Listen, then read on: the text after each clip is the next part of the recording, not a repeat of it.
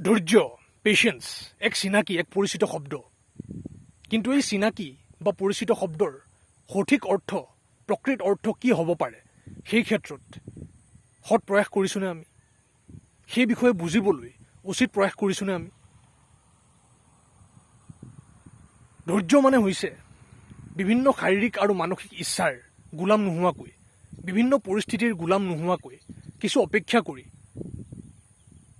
কি প্ৰয়োজনীয় হয় আৰু কি প্ৰয়োজনীয় নহয় আমাৰ বাবে, সেই ক্ষেত্ৰত অনুসন্ধান চলাই তাৰ পাছতহে পদক্ষেপ গ্ৰহণ কৰিবলৈ আৰম্ভ কৰা। তাকেই নকৰাকৈ বিভিন্ন পৰিস্থিতি, বিভিন্ন ইচ্ছা, সেইবোৰকেই নিজৰ মালিক বনাই লৈ সেইবোৰৰ বিবেকহীন গোলাম হৈ পদক্ষেপ গ্ৰহণ কৰি গৈ থাকিলে, জীৱনটো জীয়াই গৈ থাকিলে আমি সঁচা অৰ্থত মুক্তিৰ দিশে গতি কৰাই নহ'ব। গোলামীৰেই বিভিন্ন কাৰাগাৰত সোমাই থকাৰ দৰে হ'ব।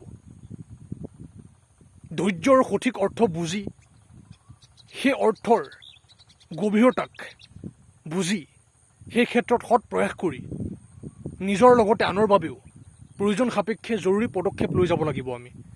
তেনে কৰিহে আমি ক্ৰমান্বয়ে ব্যাপকতাৰ দিশে গৈ থাকিব পাৰিম। নহ'লে ধৈৰ্যশীল নোহোৱাকৈ বিবেকহীন গোলাম হৈ বিভিন্ন ইচ্ছা, কামনা, বিভিন্ন পৰিস্থিতি ইত্যাদিৰ বিবেচনাহীন গোলাম হৈ জীৱনটো জীয়াই গৈ থাকিলে আনৰ লগতে নিজৰ বাবেও বিপদ মাতি অনাৰ দৰে হ'ব। আৰু তেনে ভুল আমি কৰিয়েই থাকোঁ।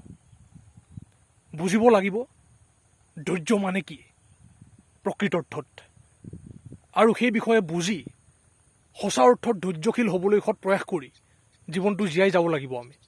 তেতিয়াহে সাৰ্থকতাৰ দিশে গতি কৰাৰ দৰে হ'ব।